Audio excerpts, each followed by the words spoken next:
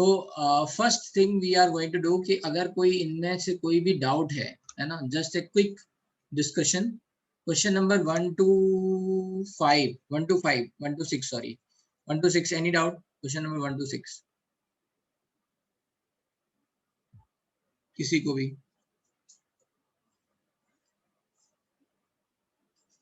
Question number 2 देखो, question number 2 में क्या कह रहे हैं. So question number 4 okay and 3 and 6. So almost I think all questions are. भाई कोई 5 1 और 5 भी बता दो अगर नहीं आ रहा है तो. चलो okay let's say. So increasing order they are asking for the magnitude of E by M. E by M is nothing but charge by mass and that is another term we are going to say specific charge. I have told you कि इसके लिए एक और term है that is specific charge. ठीक है. Anyway for the electron proton और ये दे रखा है और इसमें बोला है lowest first. So you understand कि इन सारे पार्टिकल के लिए मुझे स्पेसिफिक चार्ज या फिर चार्ज बाय मास रेशियो निकालना है, जिसमें सबसे कम जिसका है वो पहले लिखेंगे. तो लिख लेते हैं इलेक्ट्रॉन का. इलेक्ट्रॉन का कितना होता है? E by M रेशियो मतलब 1.6 into 10 to the minus 19 -1 divide by let's say mass of electron. ठीक है, ये हो गया. विच कम्स अराउंड, अगर आपको याद हो हमने पहले बोला था कि ये याद रखना है 1.76 into 10 to the 11 coulomb per kg, right? Remember? Anyway, ये इलेक्ट्रॉन हो गया. प्रोटॉन, प्रोटॉन का चार्ज भी सेम होता है 1.6 into 10 to the minus 19 and over here we are going to write mass of proton which is 1.6 into 10 to the minus 19 1837 times mass of electron. So clearly you can see कि ये अगर denominator में चीज बढ़ रही है तो इसका जो चार्ज बाय मास रेशियो होगा वो कम आ जाएगा, राइट? सो यस है ना, ये वैल्यू कम आएगी, राइट? तो इलेक्ट्रॉन सबसे ज्यादा हो गया, उसके बाद proton. We are able to understand. Now let's say neutron. Neutron का क्या होता है? ये जीरो है. ठीक है, जीरो में कोई चीज डिवाइड करेंगे तो क्या हो जाएगा? Mass of let's say neutron. तो क्या हो जाएगा? Zero. So this is going to be zero. So we know कि ये तो कुछ वैल्यू है ना, 10 to the माइनस में. अच्छा ये बताओ, जीरो और 0.000000001 कौन बड़ा है? ये बड़ा है ना, कोई भी पॉजिटिव नंबर ये, राइट? तो यहाँ पे भी ये क्या है? ये कुछ पॉजिटिव वैल्यूज ही है ना, राइट? इसको नेगेटिव मत समझ लेना, है ना. यहाँ साइन नहीं लेते हैं. हो सकता है आप में से ये लोग ये गलती कर रहे हो. दीपक बेटा अपना वो म्यूट कर लो. दीपक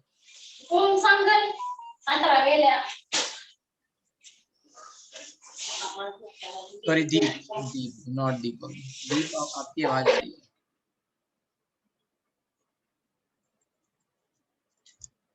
ओके सो दैट्स व्हाई, हाँ है ना, यहाँ पे पॉजिटिव, सब पॉजिटिव ही है. E by M ratio. Charge by value negative नहीं लिखना है. तो ये न्यूट्रॉन हो गया जीरो. तो ये न्यूट्रॉन पता चल गया, यहाँ पे न्यूट्रॉन सबसे कम हो गया. And then alpha particle.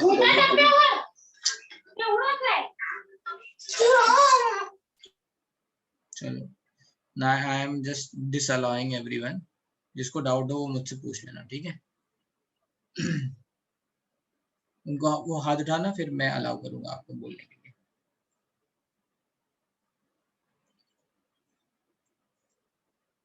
हाँ बोलो. सर हम लोग रिलेटिव करके भी कर सकते हैं ना कि लेट चार्ज ऑन इलेक्ट्रॉन भी 1 तो प्रोटॉन का भी 1 हो जाएगा. तो फिर कैलकुलेशन करना. हाँ बिल्कुल. आप बिल्कुल, मैं तो एग्जैक्ट वैल्यू लिख रहा हूँ. What you can do is यहाँ पे आप ई लिख दो. आपको तो बस रेशियो देखना है ना. You can. So alpha particle का क्या हो गया? Let's say 2 into 1.6 into 10 to the minus 19 divide by mass of alpha particle. तो मास ऑफ अल्फा पार्टिकल है 4 times मास ऑफ प्रोटॉन. तो यहाँ पे फर्दर क्या हुआ? मैग्नीट्यूड बढ़ गया. 4 times mass of proton is 1837 mass of electron. So you can see कि अल्फा पार्टिकल का जीरो से तो बड़ा है लेकिन प्रोटॉन से छोटा है. तो एन अल्फा पी ई. समझ में आया भाई? किसी को कोई डाउट है ना? और जैसे इब्राहिम ने बताया उससे थोड़ा और आसान हो जाएगा. You just have to write E. So you can just relate, है ना, कि भाई मास जहां बढ़ता जाएगा वहां पे क्या होगा? चार्ज बाय मास रेशियो कम होता जाएगा. ठीक है, और न्यूट्रॉन का जीरो है. ठीक है, so let's move to question number 3. Question number नहीं, आई थिंक हाँ 3. X2 minus has 56 electron. पहले ये सोचो X2 माइनस बना कैसे, तो X ने 2 इलेक्ट्रॉन लिए, कोई एलिमेंट है और उसने X2 माइनस बन गया। अब ये कह रहे हैं यहाँ पे 56 इलेक्ट्रॉन है, तो यहाँ पे कितने हो जाएंगे 54 इलेक्ट्रॉन बस। If you are able to understand कि ये X2 माइनस कैसे बना है तो आसान पड़ेगा। So that's it 54। 11 Na23 and 12 Mg24R। So you have to check कि भाई इसमें प्रोटॉन कितने हैं, 11 हैं, इसमें कितने हैं प्रोटॉन, 12 हैं, तो प्रोटॉन सेम नहीं है, atomic number is not same, isotopes तो है नहीं, राइट। फिर मास सेम नहीं है 23 24, तो राइट, तो आइसोबार्स भी नहीं है। फिर आइसोडाइफर्स होते हैं, न्यूट्रॉन एक्सेस, न्यूट्रॉन कितने हैं यहाँ पे, neutron are going to be 23 let's say -11, तो 12 है। यहाँ पे न्यूट्रॉन कितने हैं 24 - 12, तो 12 है। एक्सेस में न्यूट्रॉन अगर देखा जाएगा, what is the neutron excess, तो that is neutron minus proton. अगर आप देखोगे न्यूट्रॉन माइनस प्रोटॉन, तो 12 - 11 ये प्रोटॉन थे, तो यहाँ 1 आएगा, यहाँ 12 - 12 0 आएगा, तो ये भी आइसोडाइफर्स नहीं है, आइसोटोन्स हो गए, क्योंकि नंबर ऑफ न्यूट्रॉन सेम है दोनों जगह। सो that's it, isotones. Question number 6 में दे रखा है कि during Millikan's oil drop experiment, out of the following which is not a possible charge on oil droplet. तो what Millikan has said कि भाई Q is nothing but n times electron, है ना, integral multiple है ना, integer multiple, charge is quantized. तो आप क्या देख सकते हो, 16 की टेबल पढ़ो, 1.6 आएगा, 3.2 आएगा, 4.8 आएगा, ये सब आएंगे, 2.4 आएगा नहीं आएगा, yes. So that's why this is not possible. Integral multiple का मतलब क्या है, 1 इलेक्ट्रॉन का चार्ज हो सकता है, 2 इलेक्ट्रॉन का चार्ज हो सकता है, 3 का हो सकता है, 4 का हो सकता है। So we are going to just multiply, है ना, ये 1 से मल्टीप्लाई करके आया 1 × 1.6, ये 2 से मल्टीप्लाई करके आया, ये 3 से मल्टीप्लाई करके आया, राइट, ऐसे वैल्यू मिल रही है, but this value can not come, right. तो ये तो गए क्वेश्चन नंबर 6 तक। Any other doubt till 6? भाई किसी को कोई क्वेश्चन नहीं समझ में आया हो और आप चाहते हो कि मैं दोबारा एक्सप्लेन करूं, सबको आगे समझ में? गुड। अब बताओ भाई 7 to 10, 7 to 10। हाँ बोलो भाई Aritra. Sir, what is the meaning of isodiapers? क्या व्हाट इज आइसोडाइफर्स? होते हैं न्यूट्रॉन एक्सेस। आइसोडाइफर्स का मतलब होता है न्यूट्रॉन एक्सेस, कितने न्यूट्रॉन एक्सेस में है, तो कैसे निकालते हैं, n-p। न्यूक्लियस में न्यूट्रॉन और प्रोटॉन दोनों होते हैं, तो हम ये पता कर रहे हैं कि भाई न्यूट्रॉन एक्सेस में कितने, प्रोटॉन से कितने ज्यादा है, ठीक है, तो n-p। n-p को और कैसे निकालते हैं, a-2z से निकालते हैं। A is where A is atomic, let's say mass number, A is mass number or you can say atomic mass, और Z is है ना Atomic atomic number. number। Okay. हाँ समझ गया। तो उससे भी निकाल सकते हैं, ठीक है। आइसोडाइफर समझ में आ गया भाई, चलो okay. Now question number 7 to 10, any doubt? 7 to 10 जल्दी जल्दी पूछ लो भाई, 7 to 10। इनफैक्ट कुछ तो क्वेश्चन मैंने, एक आध क्वेश्चन मैंने कल ही करा दिए थे। किसी को कोई डाउट नहीं है 7 to 10 में? Very good. 11 to 15, 11 to 15, 11 to 15 ये मैंने क्वेश्चन दिया था, आपको समझा दिया था, और ये सब करा दिए हैं आई थिंक। 15 तक अगर कोई डाउट हो, okay 7 is the doubt, okay next. Any other doubt 7 के? 15 तक और कोई डाउट? 15 ओके। 11, 7, 11, 15, 14 कराया हुआ है क्लास में बेटा, राज कल आप थे नहीं लास्ट क्लास में, 14 कराया हुआ है क्लास में। व्हाट इज सेइंग कि ये कह रहा है ये टोटल एनर्जी है, are you there, can you, आप लास्ट क्लास में थे या नहीं? एनर्जी ऑफ फोटोन, तो ये नहीं कराया था, ये टोटल एनर्जी किसी से बोला था, भाई बताओ ये समझाओ, राइट? इब्राहिम से ही बोला था आई थिंक, है ना इब्राहिम? हाँ, तो इसमें ये टोटल एनर्जी है, ठीक है, and this is the wavelength. So energy of photon निकाल लोगे hc by लैम्डा से, फिर बोला था E total is nothing but n to energy of photon, बस n की वैल्यू निकाल ली। So at 14 we have done। 15 मैंने बताया था, 15 कैसे बताया था मैंने, मैं बता दे रहा हूँ फिर से। तो I will solve 15 over here, but 15 से पहले let's say just take a quick look at question number 7। तो ये कह रहे हैं in a time period of 2 seconds the following wave pattern is observed, right? तो अभी हम वेव कैरेक्टरिस्टिक की बात, वेव कैरेक्टरिस्टिक बता दी, वेवलेंथ वगैरह ये सब बता दिया है मैंने। वेवलेंथ, टाइम पीरियड, ये सब कुछ बातें बताई हैं। वेव कैरेक्टरिस्टिक, इलेक्ट्रोमैग्नेटिक रेडिएशन बताया ना, EMR, बिवग्योर, राइट? ठीक है, हाँ। तो उसमें यस, ओके। तो इसमें देखो आपको क्या करना है, you have to just check कि 2 सेकंड में कितनी वेव्स कंप्लीट हुई। एक है ना, ऐसे ही आप काउंट करोगे, 2 3, कितनी साइकिल कंप्लीट हुई है ना, 4 साइकिल कंप्लीट हुई, 4 साइकिल इन 2 सेकंड। तो क्या होगा, है ना, फ्रीक्वेंसी पूछ रहे, फ्रीक्वेंसी क्या होती है, number of cycle in 1 second, 4 divide by 2 that is 2, so that's why answer is 2। बस ये 7 हो गया। 11 क्या था, 11 ratio of energy of photon 200 wavelength to 4000 angstrom, 2000 angstrom to 4000 angstrom. Energy of photon P1 divided by energy of photon P2, which is nothing but hc by lambda 1 divided by hc by lambda 2. तो hc cut हो गया, that is nothing but lambda 2 by lambda 1. Just put the value 4000 divided by 2000, so you can write ना 2. So they are saying ratio of energy, so value is going to be 2. Got it? कैसे लिखना है, energy of photon hc by lambda, बस ratio ले लिया, ठीक है। And for 15 मैं अभी सॉल्व कर दे रहा हूँ, क्योंकि मैं इसे तो मैंने दिया था होमवर्क के लिए, but yes, right, I will solve and then we will start Bohr model.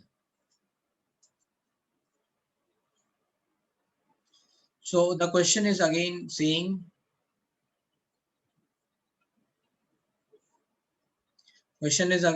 कि ये एक डाई है,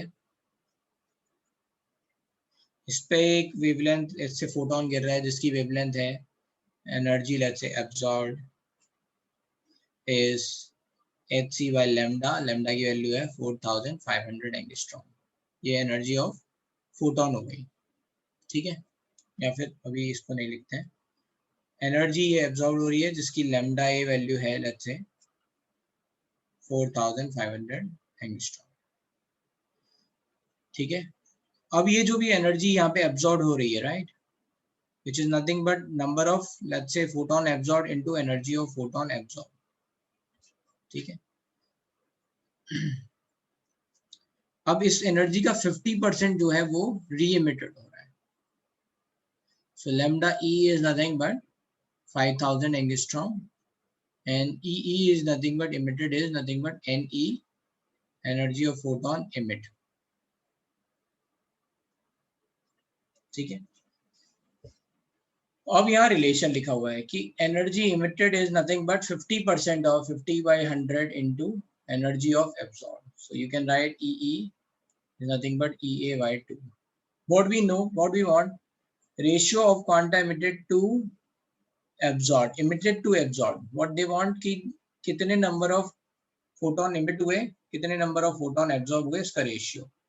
So what we can do, NE is nothing but EE divided by energy of photon E, और Na is divided by ये, Na is nothing but ये इधर ले गया तो Ea divided by energy of photon A, है ना। E का मतलब है energy of photon absorbed, ये EE का मतलब है total energy, so we can write EE divide, ये ऊपर चला जाएगा, so energy of photon A divided by EEA into energy of photon E। बस अब आप यहाँ पे लिख दो EE by EA क्या है, तो ये इधर नीचे जाएगा, तो this is going to be 1/2, 1/2 hc by lambda 4500 angstrom divide by, right, hc by lambda 5000 angstrom, तो ये 5000 ऊपर चल गया, hc से hc कट गया, so this is going to be 5000 divide by 9000, 4500 into 2, so 9000, so 5/9, answer 0.5। So that is going to be answer. ठीक है, तो यहाँ तक अंडरस्टूड. अब इसको बंद कर देते हैं. Let's start Bohr model. तो बोर मॉडल के बारे में किसी को कुछ पता है पहले से? Anyone? Bohr model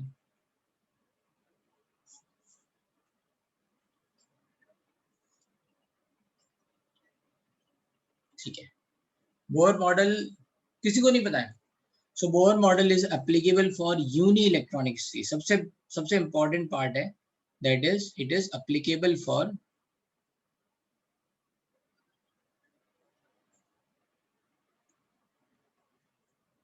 uni-electronic species.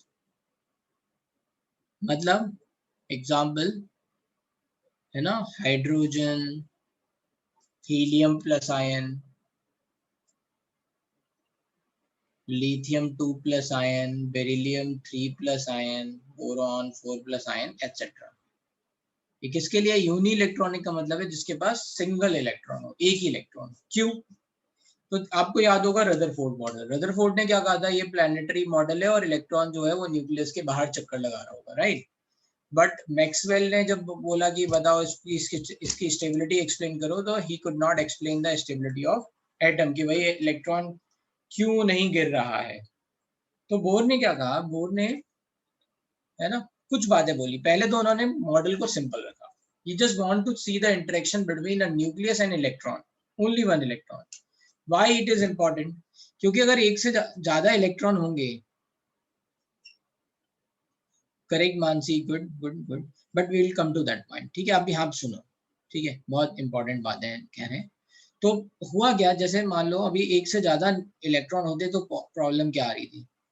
So Bohr wants to understand the interaction between nucleus and electron. अगर एक से ज्यादा इलेक्ट्रॉन होगा तो क्या होगा? ये आपस में एक दूसरे को रिपेल भी कर रहे होंगे. अकॉर्डिंग टू द पोजीशन है ना, इलेक्ट्रॉन कहाँ पे प्रेजेंट है? Q1 Q2 by R², right. तो ये R की वैल्यू अलग अलग हो जाएगी, F इलेक्ट्रिक है ना. तो इस पे जो नेट फोर्स है, नेट फोर्स ऑफ अट्रैक्शन लगने वाला है, that is going to be difficult to measure. Are you getting my point?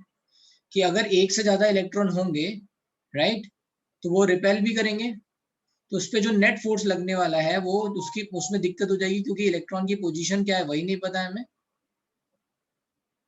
ठीक है, तो what you want is you want to make it simple. इन्होंने कहा सारे इलेक्ट्रॉन हटा दो, केवल एक ही इलेक्ट्रॉन रखो बस. अब क्या होगा? उसमें इलेक्ट्रॉन इलेक्ट्रॉन रिपल्शन हट गया. So we can only understand कि भाई इनमें न्यूक्लियस और इलेक्ट्रॉन के बीच में इंटरेक्शन क्या है. ठीक है, so that's why it is applicable only for uni electronic series. समझ में आया ये बात? इसमें किसी को कोई डाउट? चलते हैं आगे. Another thing what bore said कि देखो भाई ऐसा है, इलेक्ट्रॉन सब जगह नहीं हो सकता. Electron is only going to be present in stationary orbit, जहां पे इलेक्ट्रॉन अपनी एनर्जी लूज नहीं करेगा. तो postulate of let's say Bohr क्या है?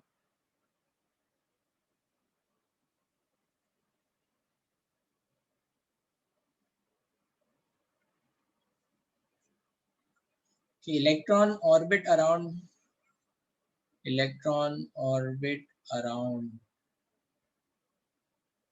nucleus in only stationary orbits where energy of electron remain constant. तो उन्होंने पहले बोला कि देखो भाई कि जहां इलेक्ट्रॉन घूम रहा है वहां पे वो अपनी एनर्जी लूज नहीं कर रहा है. He said this. जो बोर ने मैक्सवेल ने बात कही कि इलेक्ट्रॉन अपनी एनर्जी लूज करेगा, तो इन्होंने कहा नहीं, इलेक्ट्रॉन हर जगह नहीं हो सकता. इलेक्ट्रॉन कुछ सर्टेन डिस्टेंस पे होगा, न्यूक्लियस से सर्टेन डिस्टेंस पे होगा, और उन सर्टेन डिस्टेंसेस पे इलेक्ट्रॉन की एनर्जी कांस्टेंट रहेगी, वो अपनी एनर्जी लूज नहीं करेगा. ऐसी ऑर्बिट्स को क्या बोला गया? Stationary orbits. क्या बोला गया? Stationary orbits. ठीक है, जहां पे electron where energy of electron है ना remain constant.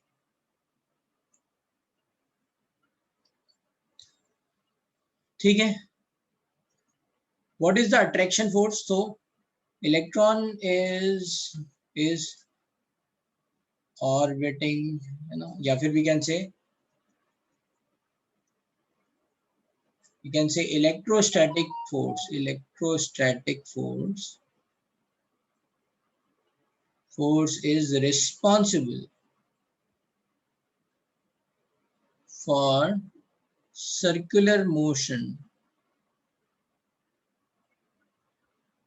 of electron around nucleus. ठीक है, electrostatic force is responsible for circular motion of electron around nucleus. तो इन्होंने बोला कि देखो भाई, ये जो सर्कुलर मोशन हो रहा है इसके लिए रिस्पॉन्सिबल फोर्स क्या है? इसके लिए रिस्पॉन्सिबल फोर्स है electrostatic force. What is the charge at the nucleus? Number of proton into charge of proton, ZE. Z is atomic number, or you can say number of proton, and into charge of proton, तो ZE is the charge at nucleus, है ना? ZE क्या है? Charge at nucleus. Do not forget, है ना? That is, let's say Q1, and Q2 क्या है? E, that is charge of electron, and this is, let's say, distance R. So F electric is nothing but F electric, E for electric, है ना?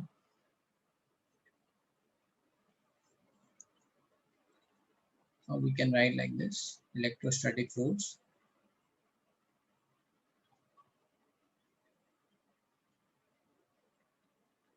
F electric is nothing but K Q1 Q2 by R square.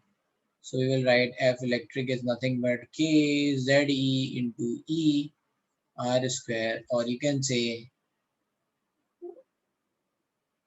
FE is nothing but K ZE square by R square.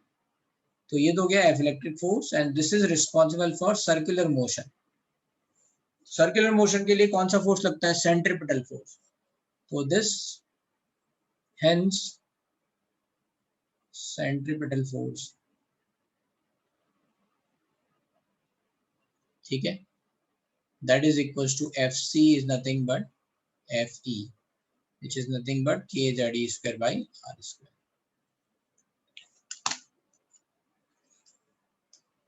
अच्छा, जब कोई भी particle circular motion करता है तो एक और फोर्स लगता है, उसको बोलते हैं सेंट्रीफ्यूगल फोर्स. सेंट्रीफ्यूगल फोर्स वो कहाँ लगता है? Away from the, let's say, centre, है ना, इस तरफ, अपोजिट. ठीक है, तो अब ये जो सेंट्रीफ्यूगल फोर्स होता है, ये इसको बोलते हैं सूडो फोर्स. अब सूडो फोर्स क्या होता है? सूडो फोर्स इज, जैसे मैं समझाता हूँ, जैसे मान लो सन के चारों तरफ ऐसे आपकी अर्थ जो है ना वो घूम रही है, बट क्या आप घूम रहे हो? आप तो रेस्ट पे ही हो ना, you are at the rest, है ना? आपको फोर्स तो लग रहा है ना, राइट? आपके ऊपर एक फोर्स लग रहा है, राइट, जो सन की तरफ ग्रेविटेशनल फोर्स है जिसके कारण अर्थ घूम रही है, बट आप नहीं घूम रहे हो. उसका रीजन क्या है? जो ग्रेविटेशनल फोर्स है वो सेंट्रीपिटल फोर्स दे रहा है, उसके बराबर ही सेंट्रीफ्यूगल फोर्स लग रहा है, तो आप पे जो नेट फोर्स है वो 0 है. ठीक है, आप पे जो नेट फोर्स है वो क्या हो गया? 0 है. That's why you are at the rest. तो जो सेंट्रीफ्यूगल फोर्स होता है वो भी क्या होता है? सेंट्रीपिटल फोर्स के बराबर होता है. किस पे लग रहा है? फ्रेम ऑफ रेफरेंस पे डिपेंड करता है. ये सूडो फोर्स है, इसका मतलब ओवरऑल फोर्स प्रेजेंट नहीं है. जस्ट टू एक्सप्लेन कि how you are at the rest, we are saying कि एक फोर्स अगर मान लो सन की तरफ लग रहा है ग्रेविटेशनल फोर्स, देन एक बाहर की तरफ लग रहा है सेंट्रीफ्यूगल फोर्स. कब ज्यादा ऑब्जर्व होता है सेंट्रीफ्यूगल फोर्स? तो जब जैसे मान लो एक चेन है और उसमें आपने एक ऐसे कोई पत्थर बांध दिया है ना, रस्सी भी बांध दिया, और आप ऐसे रोटेट कर रहे हो, मान लो ये रस्सी टूट जाए, तो ये किधर की तरफ भागता है ना? बाहर की तरफ भागता है ना. हमेशा पत्थर क्या होगा? बाहर की तरफ गिरेगा. तो उसका मतलब क्या है कि अब जो लगने वाला फोर्स था सेंट्रीपिटल फोर्स, वो तो स्टॉप हो गया बिकॉज रस्सी टूट गई. ये सेंट्रीफ्यूगल फोर्स अभी भी लग रहा है ना, एट दैट पॉइंट. जस्ट जैसे ही टूटा वैसे ही, है ना, जैसे ही इम्पल्स टूटा उस पॉइंट पे अंदर तो लगना बंद हो गया, लेकिन बाहर अभी भी लग रहा था, इसके कारण वो बाहर की तरफ जाता है. So that we can also explain कि सेंट्रीफ्यूगल फोर्स होता है ना, but that is pseudo force. Just frame of reference को समझाने के लिए हम कहते हैं कि भाई क्या न्यूक्लियस पे कोई आदमी बैठा होगा, मान लो सन पे कोई आदमी बैठा होगा, तुम सन पे बैठे हो तो लगेगा यहाँ पे सूडो फोर्स? नहीं लगेगा, है ना, यहाँ पे नहीं लगेगा, राइट, सूडो फोर्स। ठीक है, केवल इस पे लग रहा है क्योंकि सन रोटेट नहीं कर रहा है, केवल अर्थ रोटेट कर रही है। ठीक है, सेंटर पे अगर कोई बैठा होगा तो उस पे, है ना, उस पे सूडो फोर्स नहीं लगेगा। तो pseudo force just to explain कि भाई ये रेस्ट पे है, यहाँ पे कोई भी चीज है, मान लो इलेक्ट्रॉन पे कुछ बैठा हुआ है ना, इलेक्ट्रॉन पे कुछ बैठा हुआ है विद रिस्पेक्ट टू इलेक्ट्रॉन, आप यहाँ पे बैठ गए तो यहाँ पे फोर्स जीरो कैसे होगा, इसलिए। तो वी आर सेइंग कि जितना सेंट्रीपिटल फोर्स होता है उतना ही सेंट्रीफ्यूगल फोर्स होता है। Anyone having any doubt? थोड़ी बहुत क्लैरिटी आपको आई? सर्कुलर मोशन थोड़ा बहुत पहले से पता होगा, but now you would have get more clarity, right?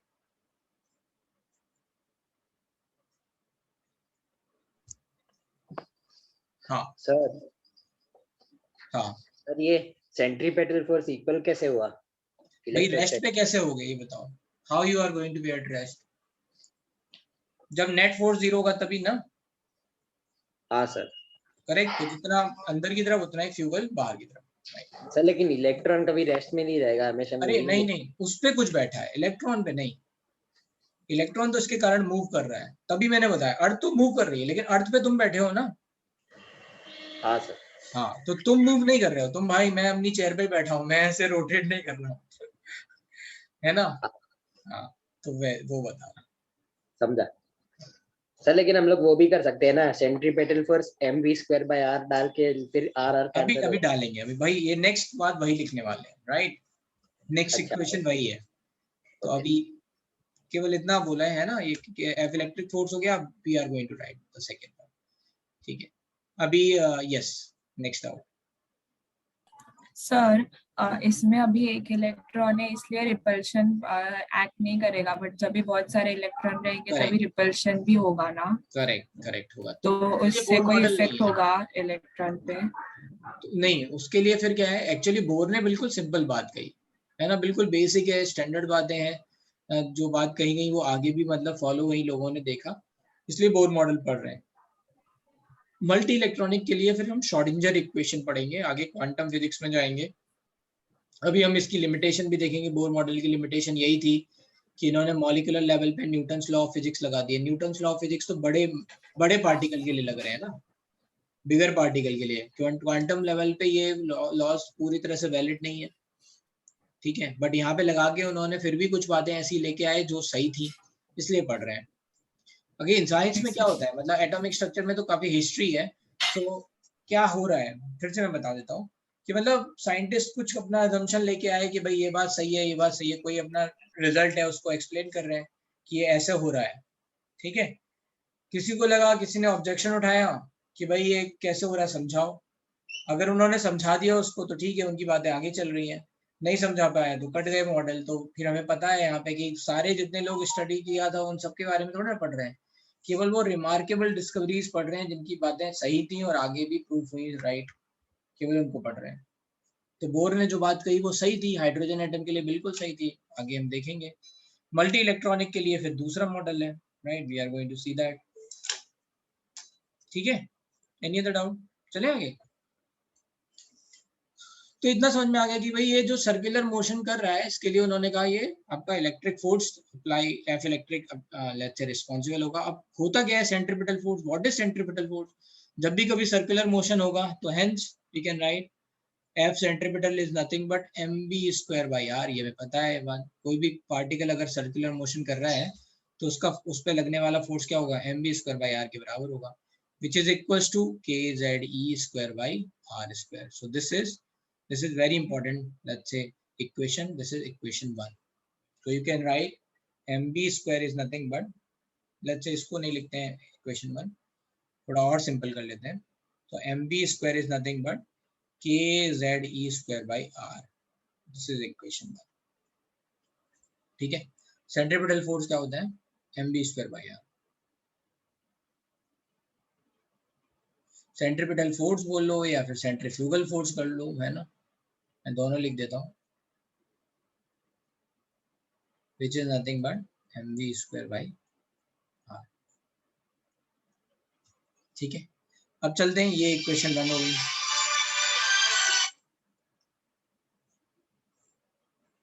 और क्या बोला बोर ने? बोर सेड अनदर बात कि ठीक है ये stationery orbit how he has define. Yes yes बोलो इब्राहिम बेटा. सर ये इक्वेशन का हम लोग फर्दर सिंपलीफाई कर सकते हैं ना, mv into v करके मोमेंटम मिल जाएगा फिर. हाँ करेक्ट कर सकते हैं, बट अभी हम चलते हैं दूसरे बात पे. Right, we will see. मैं तुम्हारी बात समझ रहा हूँ, बट वेट. ठीक है, तो अब फिर उन्होंने क्या बोला? उन्होंने ये बोला कि ये जो स्टेशनरी ऑर्बिट हैं ये कहाँ पे होंगी? तो ये ही सेड कि only those orbits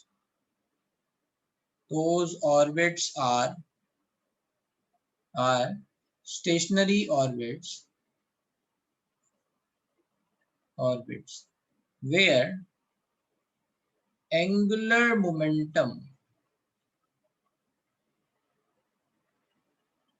of electron is integral multiple of h by 2 pi. है ना, integral multiple of h by 2 pi. Integral multiple का मतलब है इंटीजर से मल्टीपल. ठीक है, इंटीग्रल मल्टीपल का मतलब क्या है? इंटीजर से मल्टीप्लाई करना है. तो 1 2 3 ऐसा कुछ आएगा. 1 2 3 का मतलब है 1 into h by 2 pi, 2 into h by 2 pi, 3 into h by 2 pi, ऐसा कुछ होगा.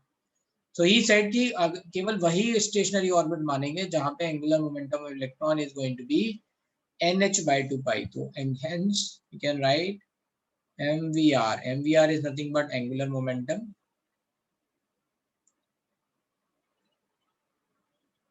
तो कोई भी मान लो पार्टिकल अगर सर्कुलर मोशन कर रहा है ना, तो उसकी एक एंगुलर स्पीड होती है ओमेगा, और उसके हिसाब से फिर एंगुलर मोमेंटम आता है.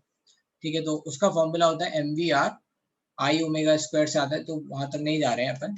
Right, and this is MVR is nothing but angular momentum which is nothing but n into h by 2 pi. है ना. If n equals to 1 then we are going to say k shell.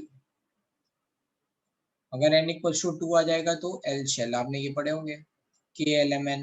Right, n equals to 3 तो हम बोलेंगे KLM shell. n equals to 4 तो ऐसी l shell. ठीक है, तो ये इनके रिप्रेजेंटेशन हो गए. तो उन्होंने बोल दिया कि भाई इस तरह से हम KLMNOP ऐसे आगे लिख भी सकते हैं. n equals to 5 हो गया तो O shell. है ना, n equals to 6 हो गया तो P KLMNOP Q, ऐसे आगे फिर आगे और लिखा जा सकता है. Right, H is Planck's constant. H क्या है? हाँ, इंपॉर्टेंट बात ये भी है. H क्या है यहाँ पे? Planck's constant. H जहां पे भी दिखेगा प्लैंक्स कांस्टेंट ही होगा. और h by 2 pi को और भी लिखते हैं शॉर्ट में h कट. तो कहीं कहीं बुक में अगर आपको मान लो ऐसा कोई सिंबल दिख जाए, ठीक है, ऐसा h कट, है ना, तो आप समझ जाना ये लिखा है h by 2 pi.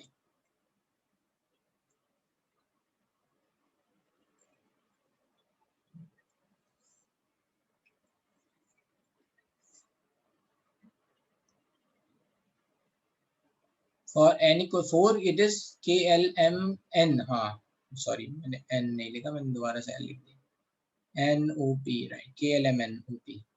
तो ही सेट कि जैसे मान लो ये देखो, ये न्यूक्लियस है, इससे एक सर्टेन डिस्टेंस पे जहां पे इलेक्ट्रॉन का angular momentum h by 2 pi के बराबर होगा, है ना, इलेक्ट्रॉन मूव कर रहा है जिस डिस्टेंस पे, है ना, जिस डिस्टेंस r के लिए angular momentum MVR is going to be h by 2 pi, उसको हम बोलेंगे K shell.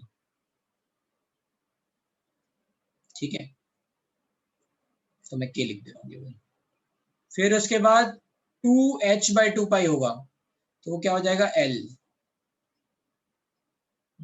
ऐसे ही मान लो 3h by 2 pi हो जाएगा तो M. इसका मतलब क्या है? इनके बीच में इनफाइनाइट ऑर्बिट्स और हो सकते हैं, है ना, but these are going to be non stationary state. मतलब यहाँ पे क्या होगा? इलेक्ट्रॉन की एनर्जी कांस्टेंट नहीं रहेगी, है ना. ये क्या हो जाएंगे? इनके बीच में ऐसे क्या हो सकते हैं? नॉन स्टेशनरी, मतलब इनफाइनाइट ऐसे स्टेट, इनफाइनाइट पॉसिबिलिटीज हो सकती हैं, है ना, जो K और L के बीच में हो, बट वहां पे क्या होगा? इलेक्ट्रॉन नहीं होगा, है ना. तो ये these are non stationary states. Are you getting my point? ये न्यूक्लियस से एक डिस्टेंस है ना, आर की वैल्यू हमने यहाँ डाली, उससे अगर ये mvr मास ऑफ इलेक्ट्रॉन पता है, वेलोसिटी इनटू आर हमने करके देखा, so if we are able to get nh/2 pi के टर्म्स में, h/2 पाई 2h/2 पाई कुछ भी एंगुलर मोमेंटम मिला, then we will say k l m n o ऐसे चलता जाएगा। अब इसके बीच में बहुत सारी और पॉसिबिलिटी हो सकती है, एंगुलर मोमेंटम इनके बीच में कुछ आ सकता है, तो वो सब क्या होंगी, नॉन स्टेशनरी स्टेट, वहां पे इलेक्ट्रॉन नहीं रहेगा। So that's how bore was able to give certain position to electron, है ना, जो रदरफोर्ड ने नहीं किया बोर ने कर दिया।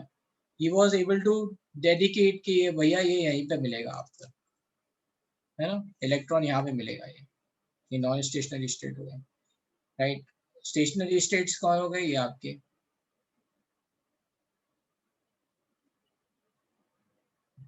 ये क्या हो गया, स्टेशनरी स्टेट। हाँ, लेकिन एक बात थी कि इन्होंने इसका बेसिस नहीं बताया कि एंगुलर मोमेंटम h/2 पाई कैसे होगा। he just said he was very clever because he don't know the logic, he just getting the, let's say ऐसा होता है ना, आप क्वेश्चन सॉल्व कर रहे हो तो आपने देखा कि यार ये फैक्टर से अगर मैं मल्टीप्लाई करूं या कुछ करूं तो बार बार आंसर सही आ रहा है, then what you have learn कि भैया ये ऐसा रख दो और आंसर आपको मिल जाएगा। So that's the same thing Bohr has done. He has done the experiment. He got some observation, and he said कि अगर ये फैक्टर अगर रहेगा एंगुलर मोमेंटम का nh/2 पाई तो इलेक्ट्रॉन यहाँ पे पॉसिबल है ना। So he did not give any explanation कि वो nh/2 पाई क्यों होना चाहिए। That explanation was in later, let's say, stages given by de Broglie। ठीक है, एक और साइंटिस्ट थे, French scientist, the correct pronunciation in French is de Broglie, but हम लोग थोड़े इंडियन है तो उसमें एल आता है, तो I also made mistake, I said de Broglie। de Broglie was the, let's say, scientist। तो what he did is he explained कि ये nh/2 पाई का टर्म कैसे आ रहा है, but Bohr did not give any explanation। he was very clever, क्योंकि अगर वो नहीं दे पाते तो फिर कट जाता है ना, उनकी पोस्टुलेट कट जाती कि भाई ये कैसे बोल दिया है ना हवा में। so he said कि भाई एक्सपेरिमेंटली ऐसा आ रहा है, that's why I'm saying, and nobody can deny it कि क्यों आ रहा है, right।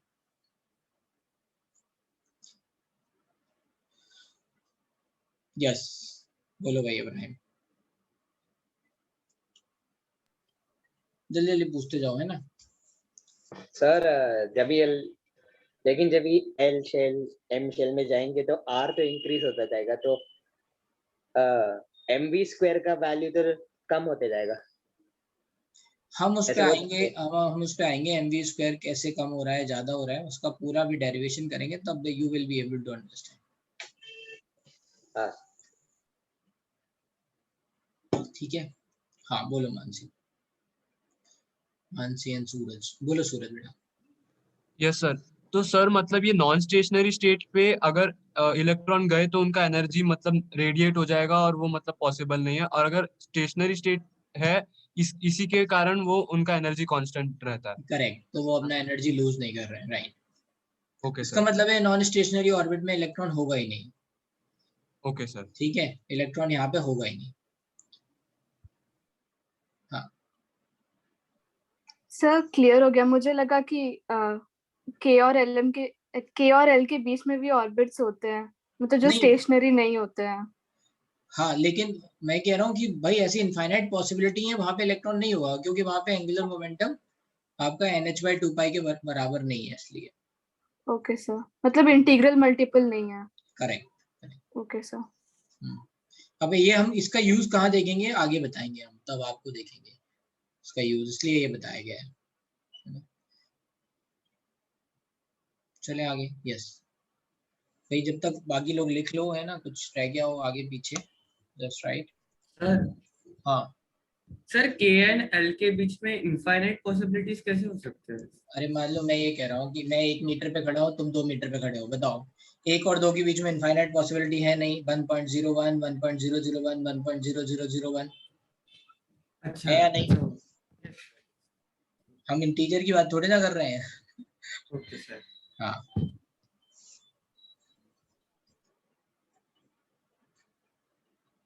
ठीक है,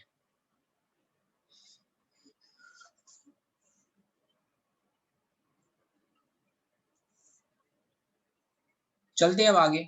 So what he said is mvr by, तो जो रिएक्शन जो सेकंड इक्वेशन है that is mvr equals to nh by 2 pi. Now what Bohr has done, उन्होंने ये जो दो इंपॉर्टेंट इक्वेशन है इनको सॉल्व कर लिया. अब देखते हैं कैसे सॉल्व किया. तो यहाँ पे देखते हैं मास ऑफ इलेक्ट्रॉन कांस्टेंट है, velocity and distance these are variable है ना, वेलोसिटी चेंज हो सकती है, आर भी चेंज हो सकती है विद द डिस्टेंस. ठीक है, एच कांस्टेंट है, 2 पाई कांस्टेंट है. इसमें देखते हैं ऊपर वाले फॉर्मूले में mv स्क्वायर. ठीक है, तो m कांस्टेंट है, v की वैल्यू जो है वो वेरिएबल है, r की वैल्यू वेरिएबल है. k याद है k क्या होता है, k is 9 into 10 to 9, remember है ना, newton metre square by coulomb square. So this is also a constant. z constant in number of proton, जो भी आप लोगे, जो भी मेटल एलिमेंट लोगे उसमें z कांस्टेंट होगा. e चार्ज कांस्टेंट है. So you can say in these two equation we are having two variable. Now what we can do is we can eliminate one variable and we can write with respect to another variable. तो बस यही कर रहे हैं हम, यहाँ पे v को eliminate कर दे रहे हैं. ठीक है, कैसे eliminate कर रहे हैं? So let's say from equation 1 and 2.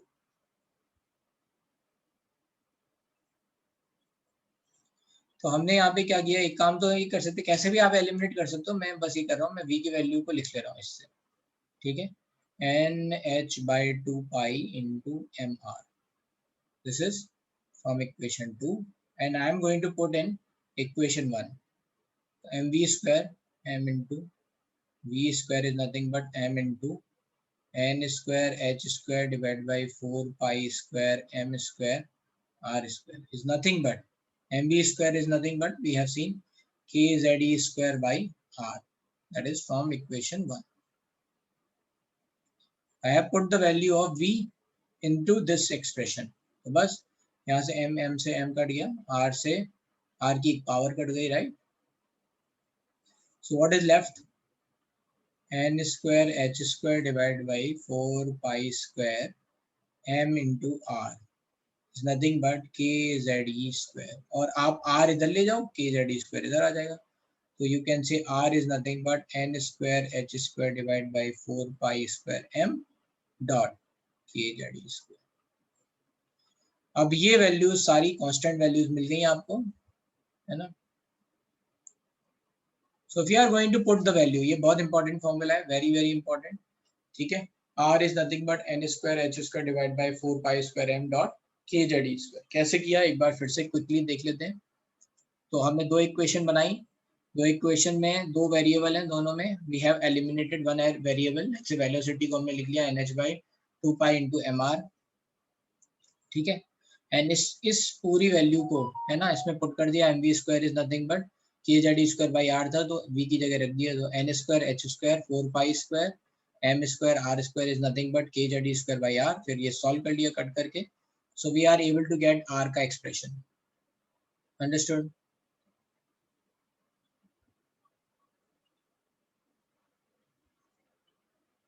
v की वैल्यू रखी बेटा, इस वैल्यू v की रख दी हमने यहाँ पे डायरेक्टली. तो वी कैन राइट ना m इंटू वी स्क्वायर की जगह m into this value.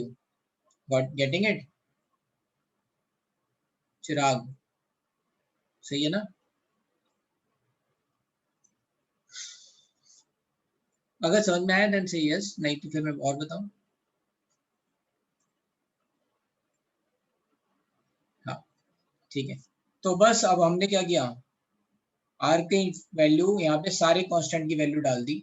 So I am not writing the all the values, बस सॉल्व नहीं कर रहा हूँ मैं डायरेक्ट वैल्यू लिख रहा हूँ, but you can do by yourself. तो मैं यहाँ पे लिख देता हूँ n स्क्वायर. h की वैल्यू डाल दो आप 6.626 इंटू 10 to the -34 का whole square 4 pi square m mass of electron 9.1 into 10 to the -31 into k 9 into 10 to the 9 into z नहीं पता है e 1.6 इंटू 10 to the -19 का whole square. So if you are going to put all those values, you will be able to get 0.529 into n square, ये n square divided by z in angstrom. Angstrom मतलब 10 to the -10 meter. I have put everything in standard unit. तो आप अगर इसको solve करोगे तो ये आपको मिलेगा 0.529 into 10 to the -10 meter and we can convert into angstrom. तो ये वैल्यू आ गई. तो hence r equals to, ये फॉर्मूला बहुत इंपॉर्टेंट है, 0.529 n square by z in angstrom.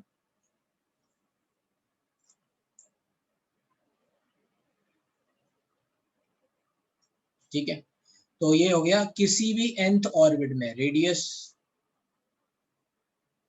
है ना, और distance, we can say distance of electron better है nth orbit, radius of nth orbit, let's write radius of nth orbit.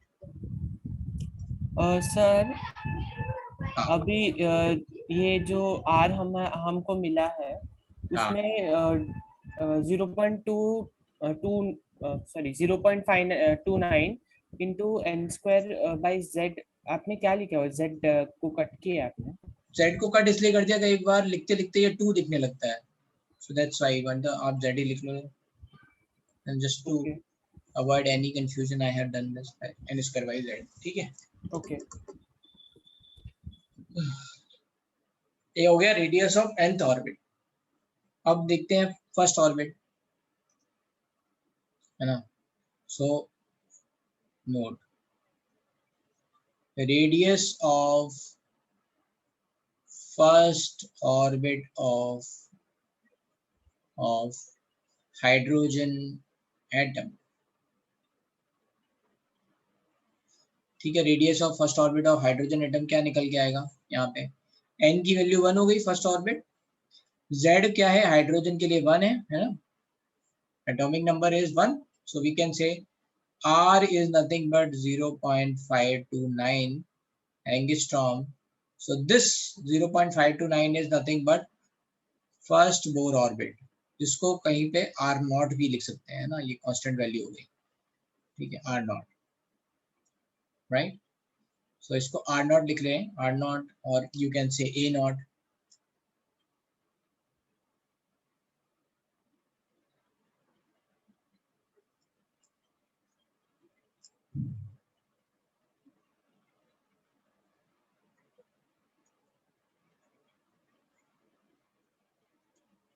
तो ये representation है, आसान रिप्रेजेंटेशन है, तो उसको क्या लिख सकते हैं, कई बार ये पूरी वैल्यू लिख के मल्टीप्लाई नहीं करना है, कई बार रेशियो आएगा तो आप कट कर देना है, तो आपको इसको इसके टर्म्स में लिख सकते हो r0 n square by z।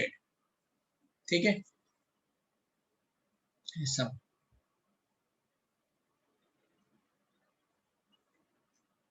hence we can write rn is nothing but r0 n square by z।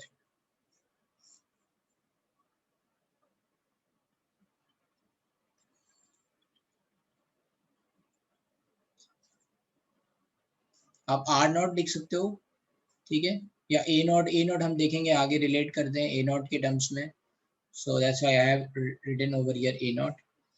ठीक है, आगे जो हम थोड़ा और हायर पढ़ेंगे तो उसमें ये a0 यूज होगा r0 की जगह, so I have told you here itself कि a0 क्या है।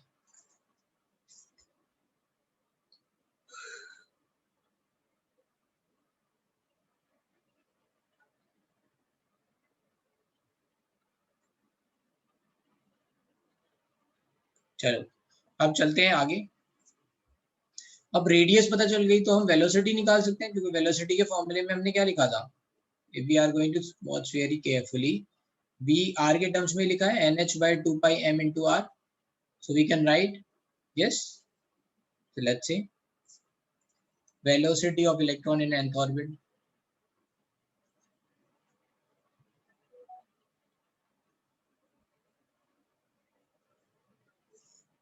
तो जगह vn is nothing but nh by 2 pi into m into rn, है ना, nth ऑर्बिट में जो रेडियस होगी वो आ जाएगी। So we are going to put n की वैल्यू हमें नहीं पता है, h की वैल्यू पता है 6.626 into 10 to the minus 34, 2 pi m हो गया 9.1 into 10 to the minus 31 into rn कितना हो जाएगा, we can write r0 n square by z, और r0 की वैल्यू डाल सकते हैं, that is 0.529 angstrom, so I am just writing directly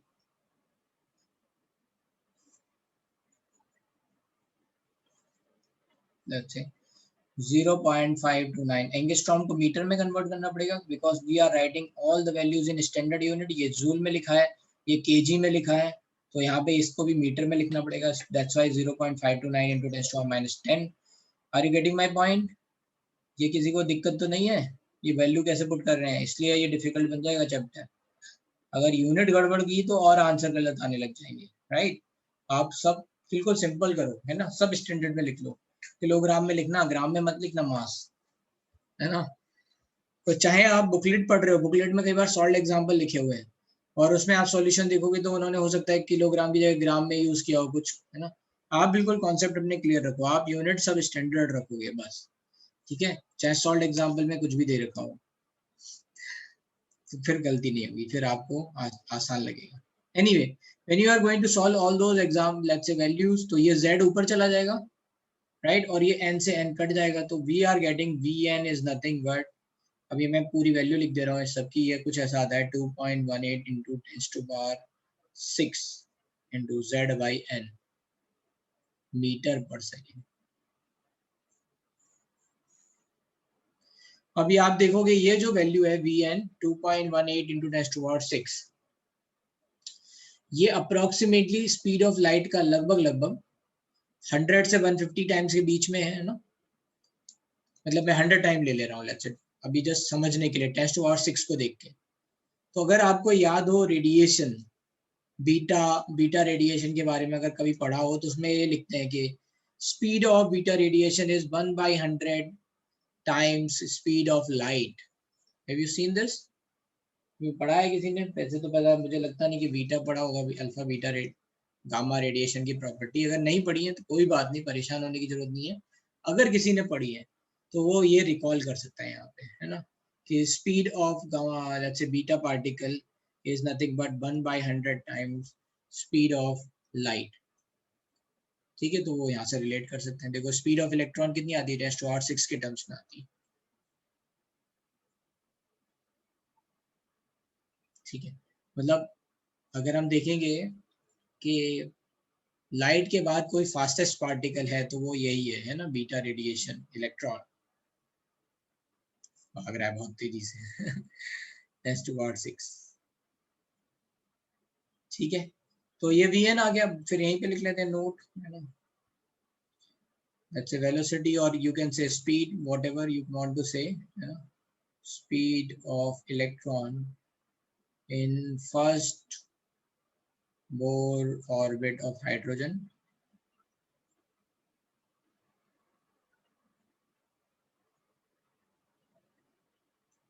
तो n की वैल्यू हो गई 1, z की वैल्यू 1 हो गई, तो यहाँ पे क्या मिल गया, v is nothing but 2.18 into 10⁻6 metre पर second, which you can write v0, है ना।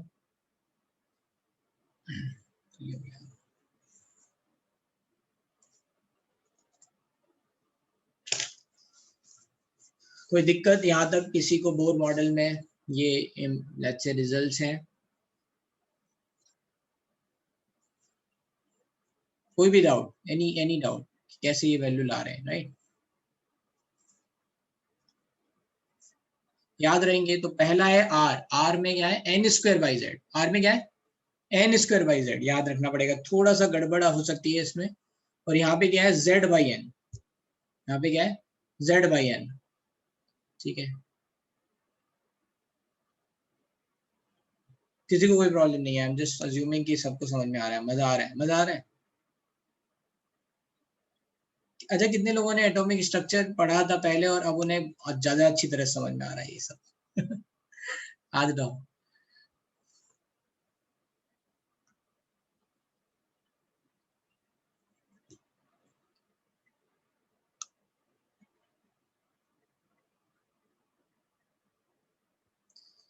ठीक है, तो अभी भी काफी लोग हैं जिनको उतना समझ में नहीं आ रहा है ना, many people have not raise their hand. तो भाई जिनको नहीं आ रहा है पूछते रहना, डरते मत रहना कि मतलब क्या होगा क्या होगा, कैसे बोलूंगा मैं, राइट? मुझे नहीं पता है आपकी बेसिक क्या है, कई लोग तो ऐसे होंगे जिन्होंने एटॉमिक स्ट्रक्चर पढ़ा ही नहीं होगा। रिद्धि पढ़ाई कर रही है, रिद्धि पढ़ रही है, रिद्धि रेज योर हैंड, इसको मैंने पहली क्लास में डांटा था, पहली दूसरी में।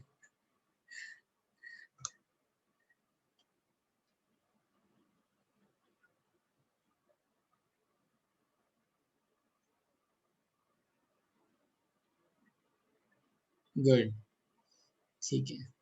Anyone having any doubt till here? देखो क्या होता है ना, शुरुआत में मैं बता दे रहा हूँ.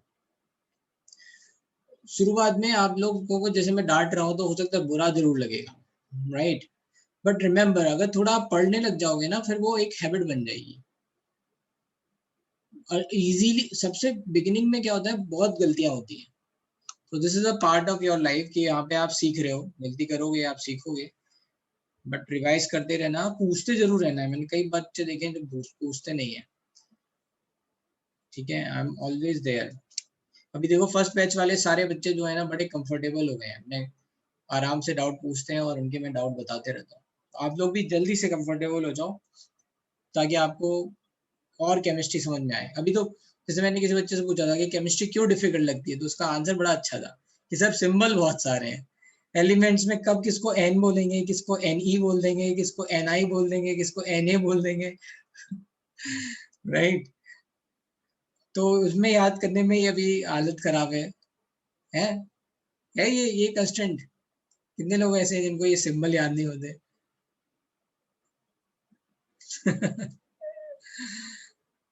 राइट, ऑलमोस्ट एवरीवन है ना. कोई है जो सो तो नहीं रहे हो बाकी लोग? अच्छा, कितने लोग मुझे सुन पा रहे हैं, हाथ उठाओ. लेट्स सी कितने लोग सो रहे हैं, उनको भगा दूंगा मैं.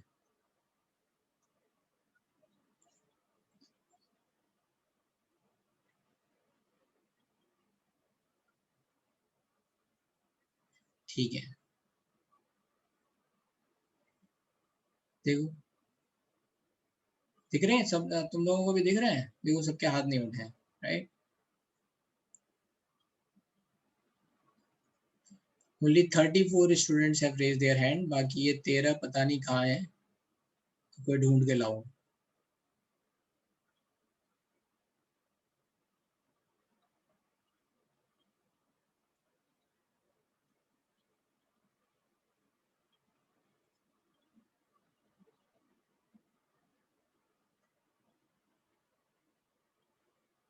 अच्छा देखते हैं. इब्राहिम, इब्राहिम कहाँ पे है? Where is Ibrahim?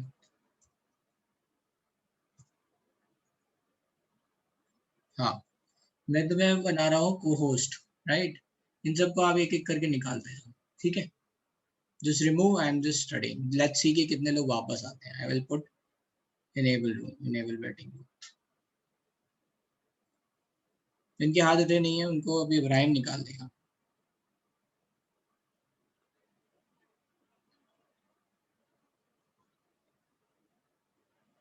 ठीक है, आर यू गेटिंग कैसे निकालना है? ठीक है, फिर से हाथ उठाओ सब लोग अपने. Raise all of you raise your hand.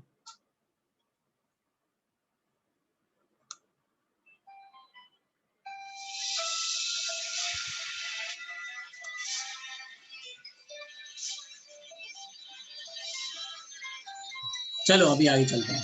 Next है, आप निकाल दे जाना है ना.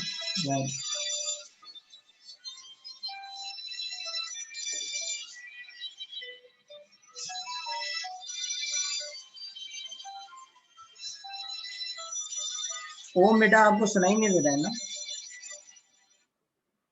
You have to participate in the class ना. क्या मुझे क्या पता आप लोग बगल में गेम खेल रहे हो. कई तो ऐसे फ्री फायर खेलने लग जाते हैं या कुछ और पबजी खेल रहे हैं. तो पबजी भी आ गया है ना, आज या कल कल रिलीज हुआ है ना. तो भगा दिए जाओगे अगर ऐसे करोगे तो.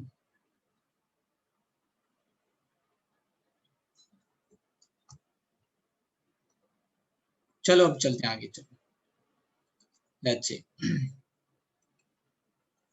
next is, let's say, energy of electron. We are going to talk about energy of electron. तो एनर्जी आप क्या होती है?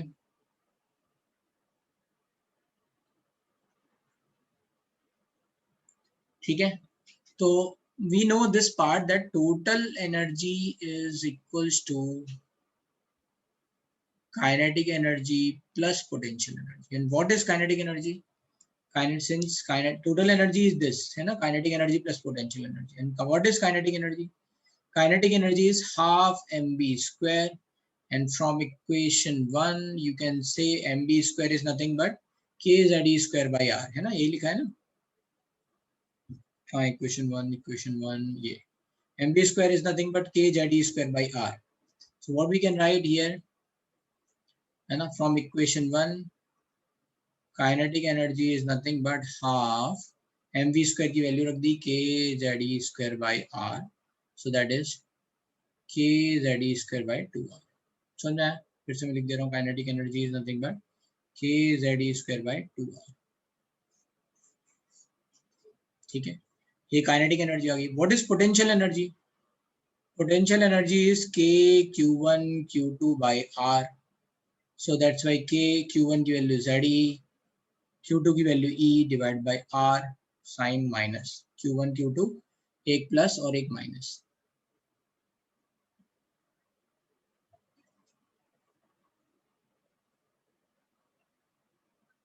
बेटा मेरी तरफ से बिल्कुल सही है नेट, आपकी तरफ से थोड़ा गड़बड़ होगा, दैट्स व्हाई द आवाज is breaking. So you should let's say कि मतलब काफी लोगों को हो रहा है आवाज ब्रेक.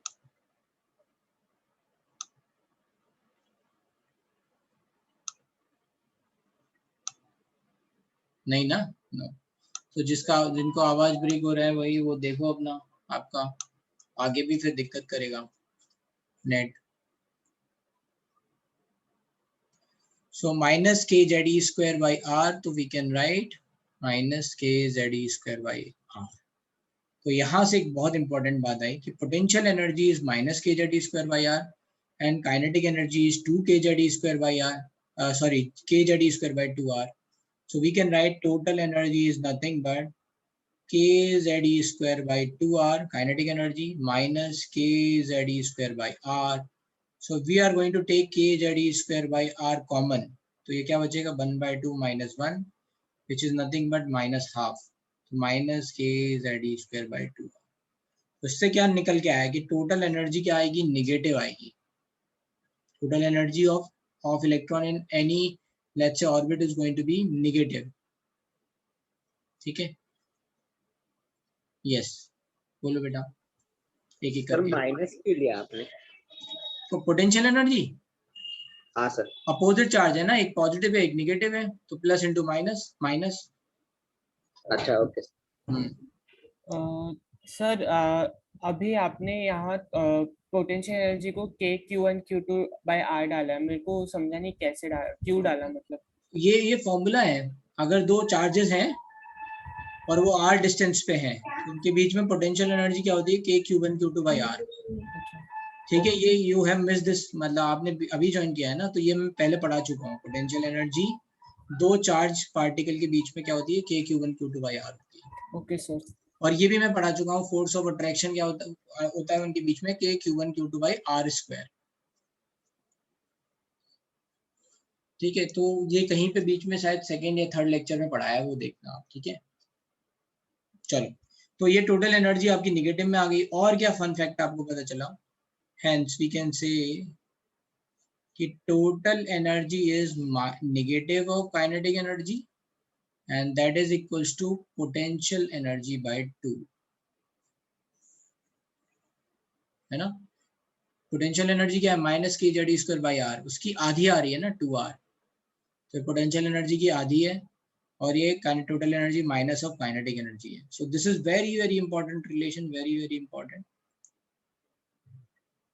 ठीक है, तो अब यहाँ तक आज फिनिश करते हैं, कल पढ़ाएंगे एनर्जी डायग्राम. तो याद रखना नेक्स्ट क्लास में एनर्जी डायग्राम यार. ठीक है, यहाँ से समझेंगे. तो ये रिलेशन यहाँ तक है. ठीक है, so we are finishing over here. कोई डाउट है तो पूछ लो, else I have another class and people can leave. कोई doubt, any doubt till here?